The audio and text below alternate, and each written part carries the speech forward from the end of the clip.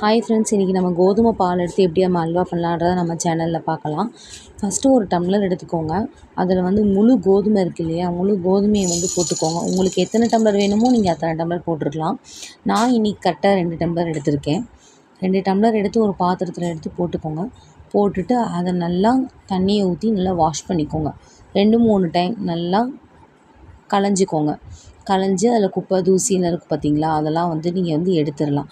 களைஞ்சி ஒரு 3 to 4 times இந்த மாதிரி களைஞ்சி எடுத்திங்கன்னா ஒரு கரெக்டாக எல்லாமே குப்பை அழுக்கெல்லாம் எல்லாமே நீங்கிடும். நீங்கினதுக்கப்புறமா திருப்பி ஒரு நல்ல தண்ணி ஊற்றி நீங்கள் ஓவர் நைட்டாக ஊற வச்சாலும் சரி, இல்லை ஒரு 5 to 6 ஹவர்ஸ் ஊற வச்சாலும் சரி. ஊற வச்சதுக்கப்புறமா மிக்ஸி ஜாரில் எடுத்து ட்ரான்ஸ்ஃபர் பண்ணிக்கோங்க. அதை தேங்காய்க்கு எப்படி பால் எடுத்து அரைப்போமோ அதே மாதிரி கோதுமையில் பால் எடுக்கணும் நம்ம.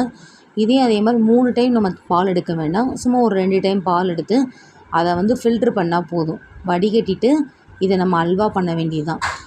ஏன் மாவில் பண்ணாமல் நான் கோதுமையில் பால் எடுத்து பண்ணுறேன் அப்படின்னா, இதில் டேஸ்ட்டு கூட. மாவில் காட்டிலும் இதில் பாலில் டேஸ்ட்டு கூட. இந்த மாதிரி திக்கான பதம் வர வரைக்கும் நம்ம பால் எடுத்துக்கணும். ஒரு 2 டைம் பால் எடுத்திங்கன்னா போதும். 3 டைமில் பால் எடுக்க வேண்டாம், ஏன்னா தண்ணியாக ஆகிடும். அடிகனமான ஒரு கடாய் எடுத்துக்கோங்க. அதில் கொஞ்சமாக நீங்கள் தண்ணி விட்டுக்கோங்க.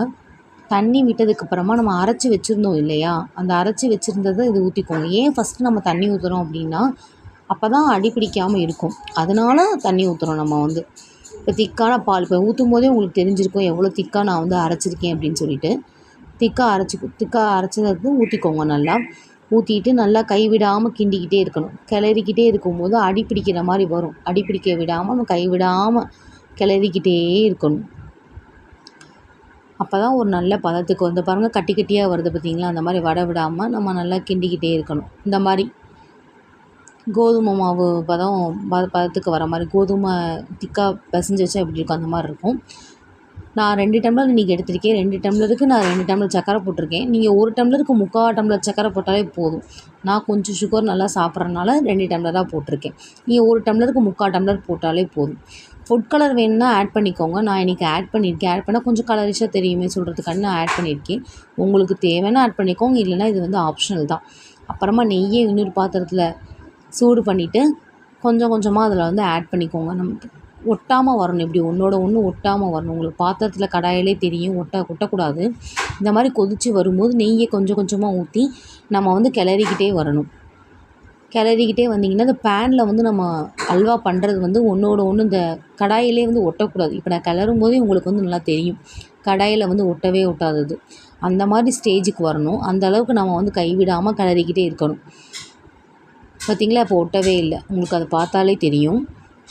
அதுக்கப்புறமா மிச்சம் இருக்கிற நெய்யில் நம்ம சூடு பண்ணியிருந்தோம் இல்லையா, மிச்சம் இருக்கிற நெய்யில் முந்திரி பருப்பை போட்டு நீங்கள் இறக்கிட வேண்டிதான்.